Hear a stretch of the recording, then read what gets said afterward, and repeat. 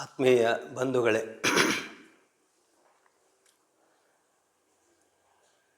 ಶ್ರೀರಾಮಕೃಷ್ಣ ಪರಂಪರೆ, ಅದಕ್ಕೆ ಸ್ತ್ರೀಯರ ಕೊಡುಗೆ ಕುರಿತಾಗಿ ಮತ್ತು ಅವರ ಪಾತ್ರ,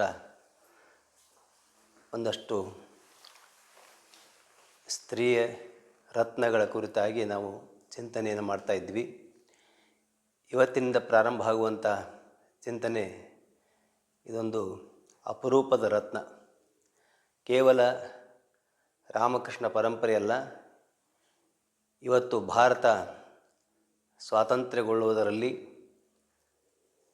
ಮತ್ತು ಭಾರತದ ಸಂಸ್ಕೃತಿ ಬದುಕಿರುವುದರಲ್ಲಿ ಅಪಾರವಾದಂಥ ಕೊಡುಗೆಯನ್ನು ನೀಡಿದಂತಹ ಐರ್ಲೆಂಡಿನಿಂದ ಬಂದು ತನ್ನದಲ್ಲದ ದೇಶವನ್ನು, ತನ್ನದಲ್ಲದ ಜನಗಳನ್ನು, ತನ್ನ ದೇಶಕ್ಕಿಂತಲೂ ಹೆಚ್ಚು, ತನ್ನ ಜನರಿಗಿಂತಲೂ ಹೆಚ್ಚು ಪ್ರೀತಿಸಿದವಳು, ಈ ಸಂಸ್ಕೃತಿಯನ್ನು ಅಪ್ಪಿಕೊಂಡವಳು ಮತ್ತು ತನ್ನ ಜೀವನವನ್ನೇ ಅದಕ್ಕೆ ನಿವೇದಿಸಿಕೊಂಡಂಥವಳು.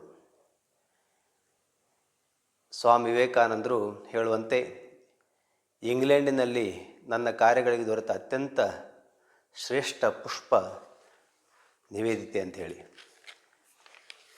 ಅವಳು ಭಾರತವನ್ನು ಆಪರಿಯಾಗಿ ಪ್ರೀತಿಸುವಂತೆ ಮಾಡಿದಂಥವರು ಸ್ವಾಮಿ ವಿವೇಕಾನಂದರು. ನಾವು ಹೀಗೂ ಹೇಳ್ಬೋದು, ಸ್ವಾಮಿ ವಿವೇಕಾನಂದರ ದೇಶಪ್ರೇಮದ ಭಾವನೆಗಳು ಅವರೊಳಗೆ ಎಷ್ಟು ದೇಶಪ್ರೇಮ ತುಂಬಿಕೊಂಡಿತ್ತು, ಅದರ ಒಂದು ಮೂರ್ತ ರೂಪ ಹೊರಗಡೆಗೆ ಅವಳು ನಿವೇದಿತೆ ಅಂತ ಹೇಳ್ಬೋದು. ಅಷ್ಟರ ಮಟ್ಟಿಗೆ ಅವಳು ಈ ದೇಶವನ್ನು ಪ್ರೀತಿಸಿದಂಥವಳು. ಸ್ವಾಮಿ ವಿವೇಕಾನಂದ ಹೇಳಿದಂತೆ, Nivedita is the fairest flower of my work in England ಅಂತ ಅದ್ಭುತವಂಥ ಪುಷ್ಪ. ಮತ್ತು ಅವಳು ಮಾಡಿದ ಕಾರ್ಯಗಳ ಬಗ್ಗೆ ಬಹಳಷ್ಟು ನಮ್ಮ ಜನಗಳಿಗೆ ಗೊತ್ತಿಲ್ಲ. ನಾವೆಲ್ಲ ಸ್ವಾತಂತ್ರ್ಯ ಹೋರಾಟಗಾರರ ಮತ್ತು ಸ್ವಾತಂತ್ರ್ಯ ಹೋರಾಟಕ್ಕೆ ಪ್ರೇರಣೆ ನೀಡಿದವರ ಕಥೆಗಳನ್ನು ಮತ್ತು ಜೀವನಗಳನ್ನು ನೋಡಿದ್ದೇವೆ. ಆದರೆ ನಿಜವಾಗಿಯೂ ಕೂಡ ಆ ರೀತಿಯಾಗಿ ಹೋರಾಡಿದಂಥವಳು, ಆ ರೀತಿಯಾಗಿ ಪ್ರೇರಣೆಯನ್ನು ಕೊಟ್ಟಂಥವಳು ನಿವೇದಿತೆ ಅನ್ನುವಂಥ ವಿಷಯ ಬಹಳಷ್ಟು ಜನರಿಗೆ ಗೊತ್ತಿಲ್ಲ. ನಾವು ಸ್ವದೇಶಿ ಆಂದೋಲನ, ಸ್ವದೇಶಿ ವಸ್ತುಗಳನ್ನು ಬಳಸಬೇಕು ಅಂತ ಮಹಾತ್ಮ ಗಾಂಧೀಜಿ ಬಂದ ಮೇಲೆ ಪ್ರಾರಂಭ ಆಯಿತು ಅಂತಕ್ಕಂಥ ವಿಚಾರಗಳನ್ನು ಕೇಳಿದ್ದೇವೆ.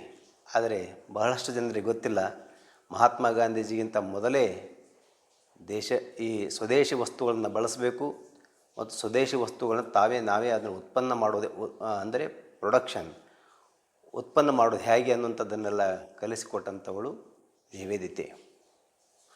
ಮತ್ತು ರವೀಂದ್ರನಾಥ್ ಟ್ಯಾಗೋರ್, ಅವನೀಂದ್ರನಾಥ್ ಟ್ಯಾಗೋರ್ ಮಹಾ ಕಲಾವಿದ, ನೊಬೆಲ್ ಪಾರಿತೋಷಿಕವನ್ನು ಪಡೆದಂಥ ವಿಜ್ಞಾನಿ ಮತ್ತು ಜಗತ್ತು ಕಂಡಂಥ ಅತ್ಯಂತ ಶ್ರೇಷ್ಠ ವಿಜ್ಞಾನಿ ಜಗದೀಶ್ ಚಂದ್ರ ಬೋಸ್, ಅವರಿಗೆಲ್ಲ ಮಾರ್ಗದರ್ಶನ ಮಾಡಿದವಳು ನಿವೇದಿತೆ ಅನ್ನುವಂಥ ವಿಷಯ ಬಹಳಷ್ಟು ಜನರಿಗೆ ಗೊತ್ತಿಲ್ಲ. ಹಾಗೆ ದೇಶೀಯ ಕ್ರೀಡೆಗಳನ್ನು ಪ್ರೀತಿಸಬೇಕು, ದೇಶೀಯ ಕ್ರೀಡೆಗಳನ್ನೇ ಆಡಬೇಕು, ದೇಶೀಯ ಭಾಷೆ ಅಂತ ಸಂಸ್ಕೃತವನ್ನೇ ಮಾತಾಡಿ, ಅಥವಾ ನಿಮ್ಮ ಸ್ವದೇಶಿ ಭಾಷೆ ಯಾವುದಿರುತ್ತೋ ಅದನ್ನೇ ಮಾತಾಡಬೇಕು ಅಂಥೇಳಿ ಕಟ್ಟುನಿಟ್ಟಾಗಿ ಹೇಳಿದಂಥವಳು ಇಂಗ್ಲೆಂಡಿಂದ ಬಂದಂಥ ನಿವೇದಿತೆ. ಅಂದಿನ ಕ್ರಾಂತಿಕಾರಿಗಳಿಗೆ ಸ್ವಾತಂತ್ರ್ಯ ಆಂದೋಲನದಲ್ಲಿ ಕೇವಲ ಬಂದೂಕು ಇಟ್ಟುಕೊಂಡು ಹೋರಾಟ ಮಾಡ್ತಾ ಇದ್ದಂಥವರಿಗೆ ಬಾಂಬ್ಗಳನ್ನು ತಯಾರು ಮಾಡೋದು ಹೇಗೆ ಅನ್ನೋದನ್ನು ಕಲಿಸಿಕೊಡುವುದಕ್ಕಾಗಿ ಇಲ್ಲಿನ ಕ್ರಾಂತಿಕಾರಿಗಳನ್ನು ಜರ್ಮನಿಗೆ ಕಳಿಸಿಕೊಟ್ಟು ಅಲ್ಲಿ ಆ ಟ್ರೈನಿಂಗನ್ನು ತೆಗೆದುಕೊಂಡು ಬರುವಂತೆ ಕಳಿಸಿದಂಥವಳು, ಅದಕ್ಕೆ ಪ್ರೇರಣೆ ಕೊಟ್ಟಂಥವಳು ನಿವೇದಿತೆ. ಬ್ರಿಟಿಷರನ್ನು ಇಲ್ಲಿಂದ ಹೇಗೆ ಓಡಿಸ್ಬೇಕು ಅನ್ನೋಂಥ ರೂಪುರೇಷೆಯನ್ನು ತಯಾರು ಮಾಡೋಂಥವಳು ನಿವೇದಿತೆ. ಇವತ್ತು ನಾವು ಮಹಾನ್ ಮಹರ್ಷಿ ಅಂತ ಕರೆಯುವಂಥ ಅರವಿಂದ್ ಘೋಷರನ್ನು ಅವರು ಪ್ರೇರಣೆಗೊಂಡದ್ದು ಯಾರಿಂದ ಅನ್ನೋದು ಬಹಳಷ್ಟು ಜನರಿಗೆ ಗೊತ್ತಿಲ್ಲ. ಕಾಲಿ ದಿ ಮದರ್ ಅಂತಕ್ಕಂಥ ನಿವೇದಿತೆಯ ಒಂದು ಹಾಡು, ಪೋಯಮ್, ಒಂದು ಪುಸ್ತಕ. ಆ ಪುಸ್ತಕದಿಂದ ಪ್ರೇರಣೆಗೊಂಡಂಥವರು ಅರವಿಂದ್ ಘೋಷರು. ಮತ್ತು ಅರವಿಂದ್ ಘೋಷರಿಗೆ ಅವರು ಸ್ವಾತಂತ್ರ್ಯ ಆಂದೋಲನದಲ್ಲಿ ಬಹಳ ಜೋರಾಗಿ ಹೋರಾಡ್ತಾ ಇದ್ದರು. ಆ ಸಮಯದಲ್ಲಿ ಅವರನ್ನು ಬಂಧಿಸಲಾಗ್ತದೆ.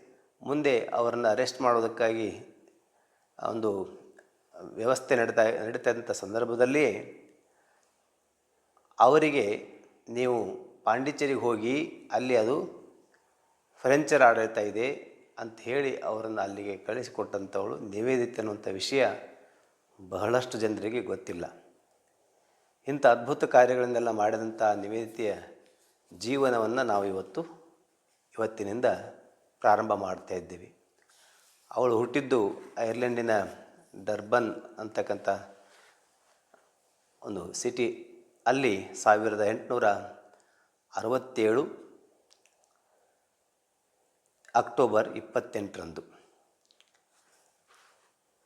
ಅವಳ ಜನ್ಮ. ಅದರ ಹಿನ್ನೆಲೆಯಲ್ಲಿ ಒಂದು ಅದ್ಭುತವಾದಂಥ